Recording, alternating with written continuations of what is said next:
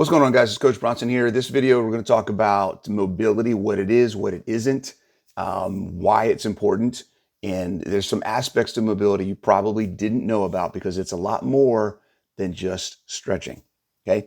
But before we get into that, I want to make sure that you guys subscribe if you haven't subscribed. If this is the first time you're ever seeing me, hopefully there's some information in here that you can benefit from, and you subscribe so you can get more information as I put it out. Also, if you like the information in here, please, this is my contract with you. I don't do a lot of ads. I don't talk about a lot of different things and try to sell you on a lot of different things. I just want to give you information. But if you find the information helpful, please share this video with somebody you care about.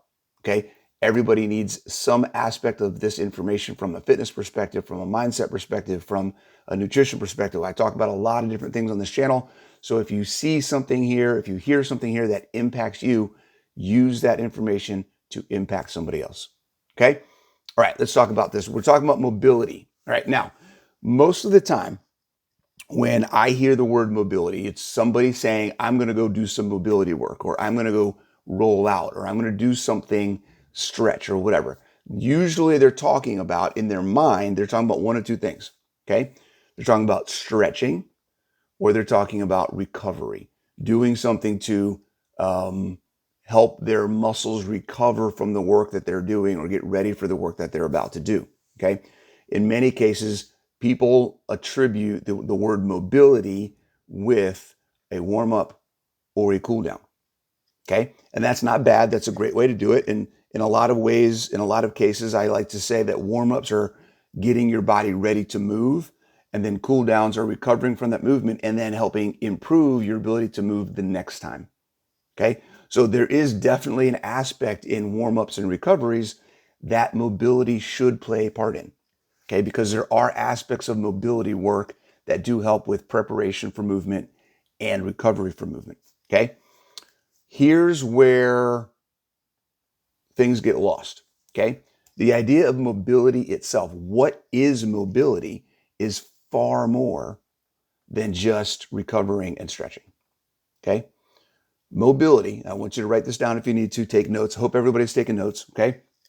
Mobility is literally, okay, think about the word mobility. What does mobility mean? It means the ability to move, to be mobile, okay? So when we talk about I'm going to do some mobility work, what we're really saying is I'm going to go work on how my body moves, okay? That's what we're talking about. What does that mean? Why is that important? Okay, movement, number one, being able to move is the key to health. If you can't move, you are not healthy. Period. If you can't move, you are not healthy.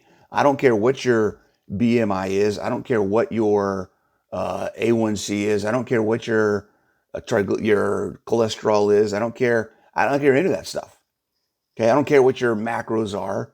If you can't move, you are not healthy. You do not have a good quality of life, period. Okay. So let's talk about what that means. Mobility is the ability to move is a combination of two factors. Okay. Both of these factors are physiological factors. Okay. That have to do, they're components of fitness. We talk about the 10 components of fitness. Two of those components of fitness determine our ability to move. Okay. One is flexibility. The other one is strength. If you cannot move your body, your joints in the ranges of motion, right, that it needs to move in, that they need to move in, then you cannot move your body. You're not mobile. Okay. If you don't have the strength to move them in the positions that they need to, or hold them in a position that needs to be held in, or to move them with weight, then you have restricted your ability to move your body. Your body is weight. If you're not strong enough to move your body, it doesn't matter what your range of motion is, you can't move. It doesn't matter what your range of motion is if you're not strong, or it doesn't matter how strong you are if your range of motion is limited and you can't move your body in the way that it's supposed to move. They go together. You need both of them in order to be mobile. Okay? So when we talk about mobility, being mobile, that's talking about movement, your body's ability to move, your ability to do things with your body. Okay? We're not talking about metabolic. We're not talking about all the other things right now. We're literally just talking about, can you move your body? Okay. So what are the reasons why this is important? Okay. Important. Yes. Important. Okay.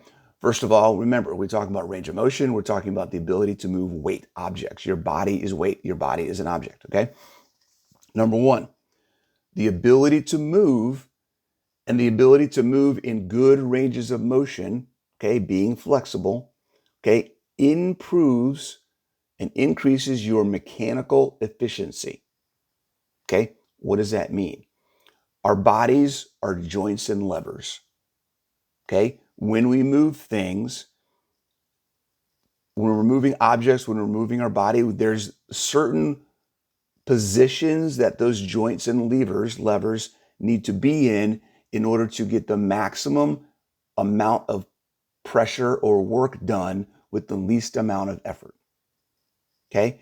If we cannot move in a good range of motion, right? If we don't have that flexibility, then when we try to move objects, our body or weight or other things, whatever that may be, we cannot get into the proper position to use mechanical leverage, to use that mechanical efficiency of our joints and levers that we're built with to get the benefit of that movement.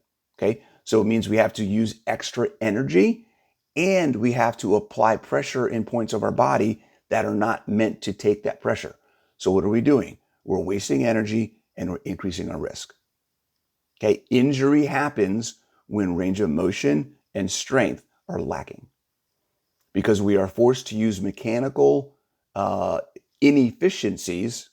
Okay. We are forced to use inefficient mechanical structure, right? The physical structure of our body isn't working properly. So things have to be done improperly in order to get work done. Okay. We are increasing our risk and we're decreasing our performance.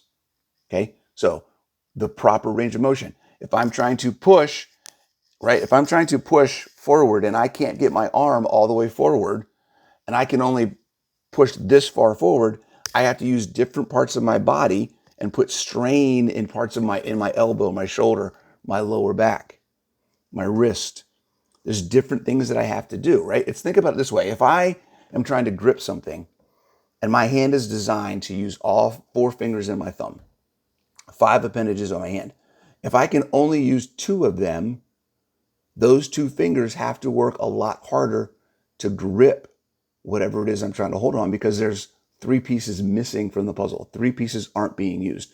The same thing goes for our movement. If we're not moving in the full ranges of motion that we're intended to move in, we're not using the mechanical advantage that we have of that range of motion. Okay, I hope that makes sense. Levers and joints, that's where it all goes to. If you know physics, all that kind of stuff makes a difference when it comes to your fitness and health and just quality of life. Okay, physics. Here's one for you. All that stuff you learned in high school about physics or college and physics, right? Physics can help determine your quality of life.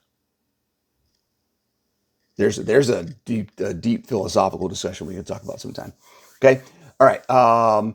Part of that. So not only do we decrease our mechanical efficiency and increase our injury risk, okay, but when we do that, what we're forcing to happen is systems in our body to be used for things they weren't meant to be used. Okay. I've talked about this before in other videos. I had an imbalance in my shoulder because of some shoulder injuries and a change in my programming and change in my fitness routine. I haven't done as much work to work on scapular strength to keep my shoulders in position, maintain good posture. So that caused, because my shoulders weren't working properly, it caused issues with my elbow. So I have tennis elbow now. Okay.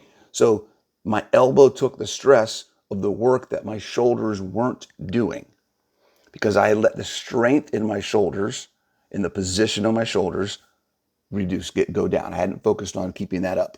Okay. When you let your range of motion, your flexibility, or your strength in any joint or area of movement decrease, when you let that deteriorate, something else in your system has to compensate for that because your body still needs to do the things that you're doing every day. So that's where we get what we call compensation.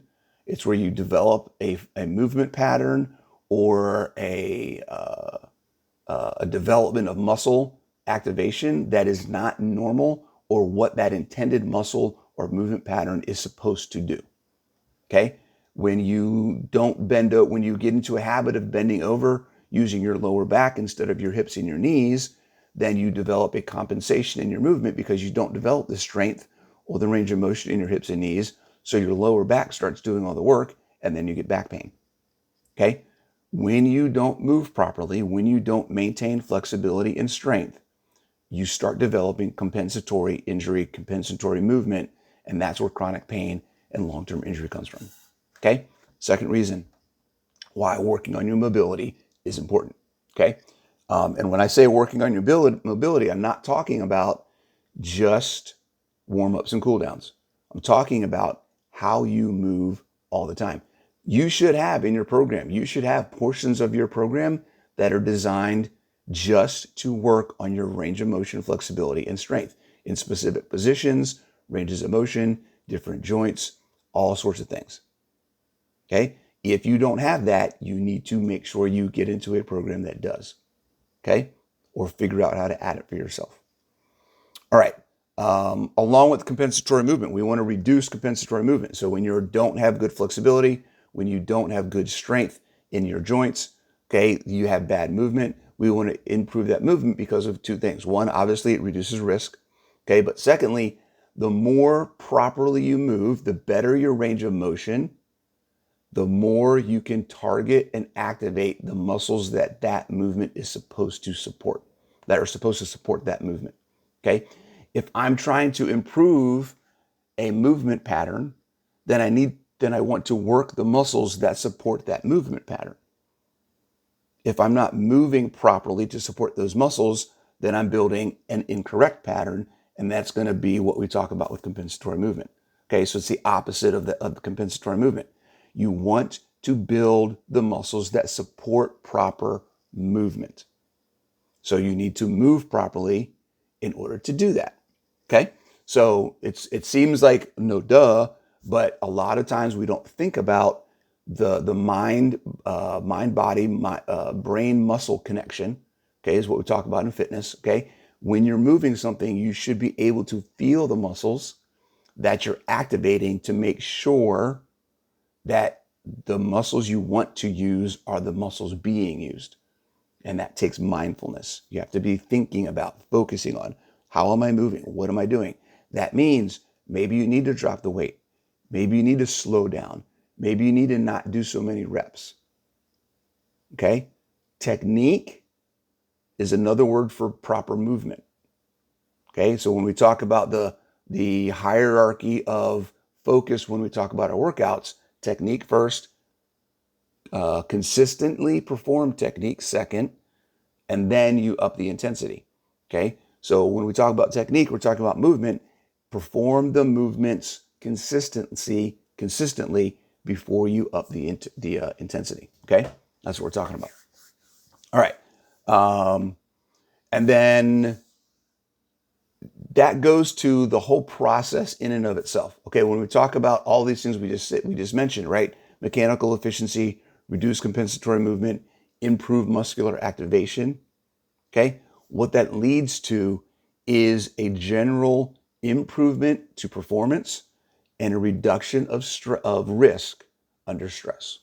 That's really all we're talking about. Is if you want to improve your performance, you need to learn how to move better. And in order to move better, you need to increase your range of motion and get stronger. Okay? Here's the other piece of that. There's an overlap when we talk about the components of fitness. Okay, a little exercise science here.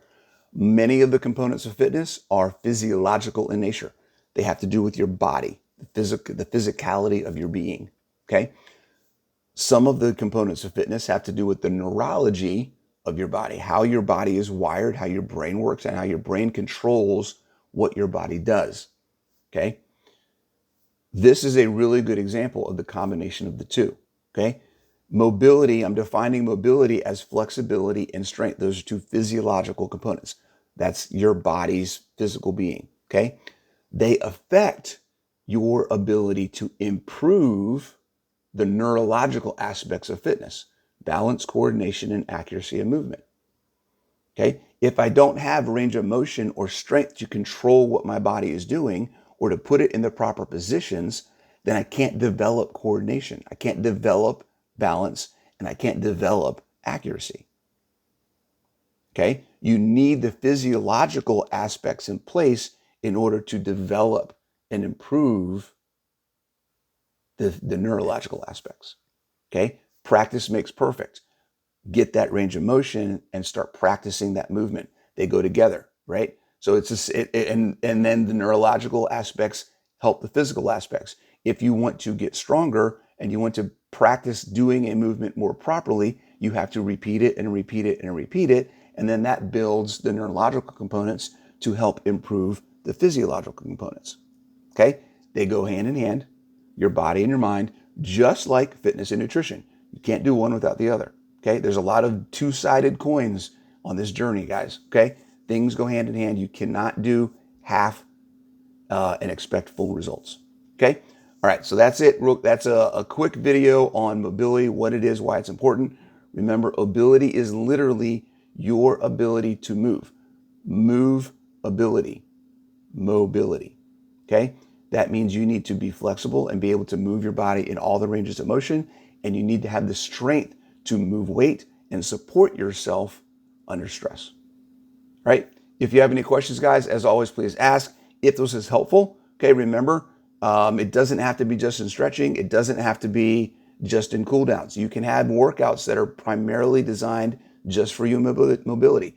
There's a ton of different exercises you can do. I think I may even have a playlist on my YouTube channel that is talking about specifically mobility. If there's videos you want to try, well, ask. If there's a video you see if there's a video you hear about, an exercise, keep saying video. If there's an exercise you want to know about and you want me to do a video on it and see what that's all about, please let me know.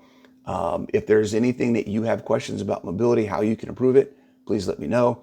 If there's anything in this video or any of the videos that I have that you think is helpful to other people, please share it with them. And I'll see you next time.